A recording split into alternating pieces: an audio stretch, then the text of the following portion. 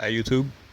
Today you get a sneak peek at the new Spyderco JaniSong, which hasn't officially dropped yet, but it is available in Taipei, and I managed to get one of the first ones before the official release worldwide.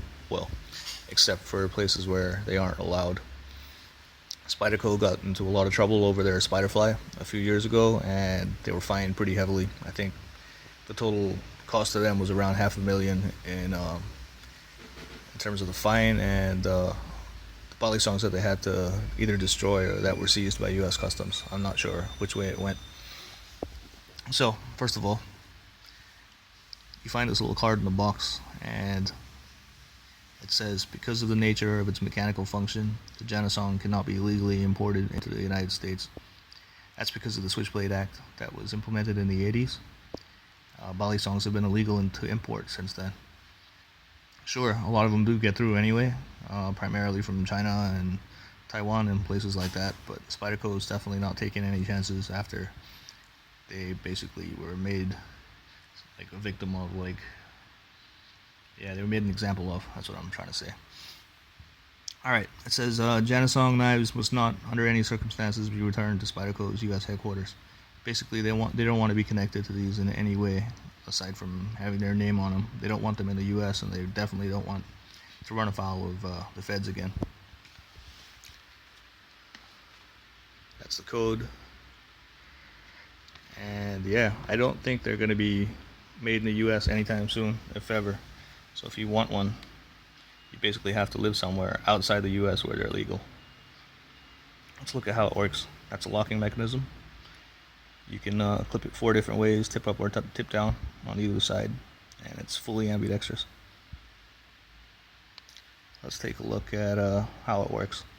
The lock basically is this pin here, which locks into the bite handle and prevents it from moving around. That's the safe handle, and it's really well made. Someone commented that it's like a coffin style buoy handle, and that's exactly how I felt when I first picked it up. That is exactly how it feels. Alright, let's take a look at how it works. That's your bite handle. That's the blade. CPM S30V.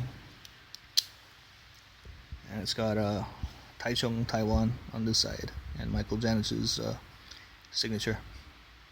Got a little Spidey hole there, which is more symbolic than anything. You're not going to be using that, obviously, with the Bali song. Flips really nicely. It's not quite the same as flipping a conventional Bali song because of the lighter bite handle and the thicker handle. It just doesn't feel the same. It's got phosphor bronze washes like the Spiderfly or Small Fly, the last ones they had out. I'm not sure about the original Spiderfly. I never got a chance to handle one of those, but it does flip very smoothly and it's beautifully made. Yeah, the Taichung plant definitely does them right. So let's take a look at how it would work. You could do a latch drop this way. I carry it this way, the clip in my left pocket. I'm left-handed. And you could do a latch drop this way. I slowed it down a little bit because I want you to see how it works.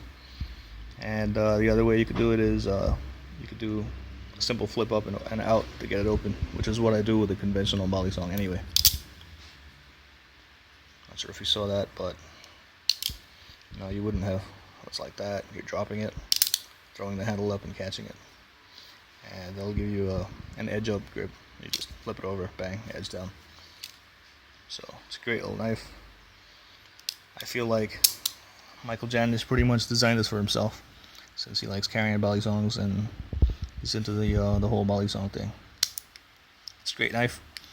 I like carrying it unlocked with the bite handle against the inside of my pocket, and that stops it from flopping around because of the edge of the pocket, and I can just whoop, drop it out and sim.